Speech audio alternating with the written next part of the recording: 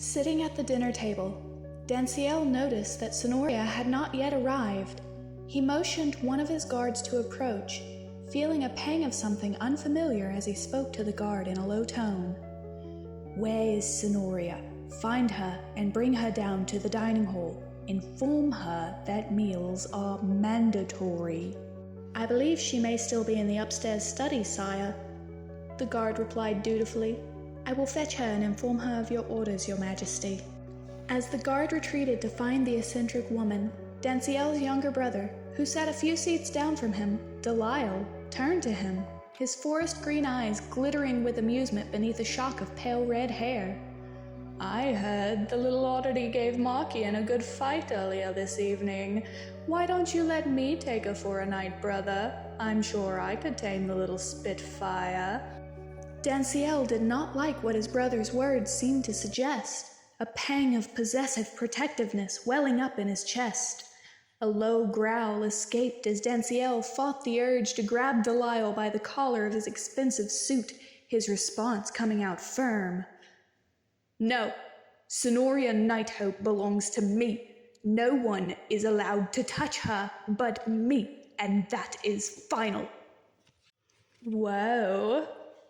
Delisle's dark green eyes widen in surprise before he leans toward Danciel, his smirk widening into a grin as he teased, "I've never seen you get so attached to someone, brother. What's so special about the little oddball? What has she done to you?"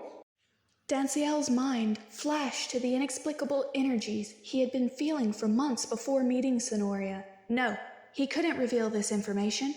Not to the twin siblings he knew would surely use that information against him.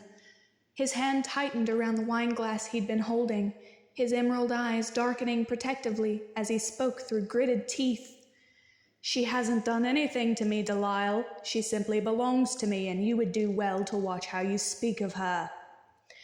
Danciel didn't know why he felt so protective of Sonoria. She was merely a tool whose power he intended to take for himself. So why did the thought of anyone else touching her make his blood boil with such a passion? "Ooh!" Danciel's younger sister, Diara, crooned in her seat across from Delisle, her tone one of mocking interest. "She's definitely captured your interest, big brother. I wonder how. Your heart's cold as ice." The twins shared a low, mocking chuckle as they sipped their wine. "Enough!" Danciel snapped in frustration, setting his glass down on the dining table. "She hasn't captured my interest. She is merely a tool, and no one is to touch her, lest they answer to me. Is that understood?" Delisle and Diara both snickered as they nodded in acknowledgement. "Okay, all right. The little spitfire's all yours, big brother." Diara raised a hand in mock surrender before taking a sip of her wine. "Whatever you say, brother." Delisle grinned to himself, amusement gleaming in his eyes as he too sipped his wine. "Brother, I didn't know you had siblings, mon chéri Danciel," Sonoria noted with that knowing amusement in her tone as she entered the dining hall with a faint smirk, her movements fluid and confident. "How nice of you to introduce us." "How nice of you to join us, Sonoria," Danciel replies coolly, his tone holding a note of annoyance. "Your seat is next to me. Please do try to be more punctual next time." One of his servants pulled out the chair next to Danciel for her to take a seat. Sonoria rolled her eyes in mild annoyance as she crossed the dining hall to sit at the dinner table. Danciel gestured to each of the twins as he spoke in a cool and apathetic tone, his expression neutral. "Sonoria, this is my younger brother, Prince Delisle, and his twin sister, Princess Diara." Sonoria glanced over the pair with an analytical gaze, her expression betraying no thoughts as she dipped her head in greeting. She gave a casual and somewhat sarcastic wave. "Hey, I go by Sonoria." "So we've heard," Delisle replies in a smooth tone, his dark eyes glancing over Sonoria with a barely repressed hunger. Diara glances over Sonoria with a note of disdain, her tone mocking. This is the little spitfire our dear brother seems so obsessed with. She glances at Danciel with a hint of disbelief. Where did you find this tramp? The thrift shop bargain bin? Diora, watch how you... Danciel began in a warning tone, but Sonoria cut him off with an amused grin. Oh, like you've got a sense of fashion. Where did you step out of? Real Housewives of New Jersey? Oh, how dare you! Diora exclaimed in offense, a hand dramatically touching her chest. This dress cost 100,000. Sonoria cut her off with a bark of laughter. Ha! I couldn't care less how much your fake Prada costs. It's boring and so unoriginal. You look like every snooty woman in every royal drama series ever. What is this, Downton Abbey? Ha!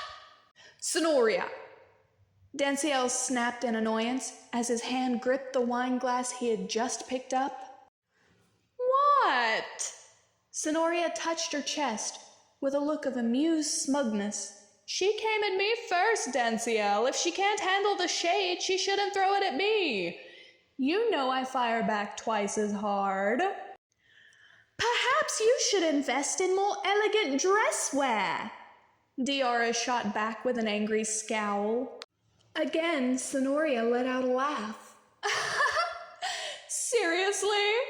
You're a bunch of dragons. You could dress however you please, do anything you want, and this is what you go for? Running businesses and dressing like every high-class drama ever? Boring! You could take a lesson or two from Dio Brando. Who the hell is that? Delisle, who had been stifling his laughter, now asked with bewilderment as he studied Sonoria's expression.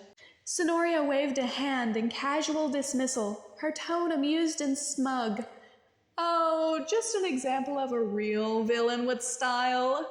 It's an anime reference you wouldn't understand. So you're calling us villains now?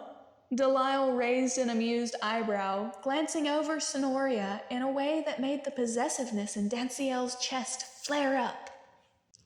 If the shoe fits, Sonoria replies smoothly as she took a sip of her wine. Oh? Delisle's smirk widens in amusement as he takes a sip of his wine. And how exactly are we villains? Do tell. Sonoria raised an eyebrow as though the answer were obvious, her matter-of-fact tone smooth and mocking. Oh, I think you know the answer to that, dear Delisle. She slowly set her glass down, her chocolate dough eyes analyzing Delisle's every reaction as she pushed up her glasses. But if you truly wish me to elaborate... Her eyes flickered to Danciel, then at Diora, before returning to meet Delisle's gaze. Dragons eat the pineal, vampires drink the blood, and the ghouls and wolves eat the flesh. Now, I'm not judging your natures. I fully understand this is how you must survive in this world. However, your choice in and treatment of the victims is rather questionable and quite depraved. That is what makes you villainous, Delisle, and those who follow the corrupt system that supports such acts as well. She pauses, taking a sip of her drink, as the dragon siblings slowly process her words before continuing. There are better ways to attain the energies you all need. There is no real reason for acting in such sadistic and disgusting ways. Diora's bright green eyes slowly widen in shock as she takes in Sonoria's response, her jaw dropping open in disbelief. Delisle's interest in Sonoria only seemed to grow at the knowledge Sonoria clearly should not have access to, his smirk widening into a grin. Danciel's expression hardens, his jaw clenching as he felt a sense of uneasiness. It was Danciel who spoke up, breaking the silence in a cold tone. And just how do you have access to this knowledge?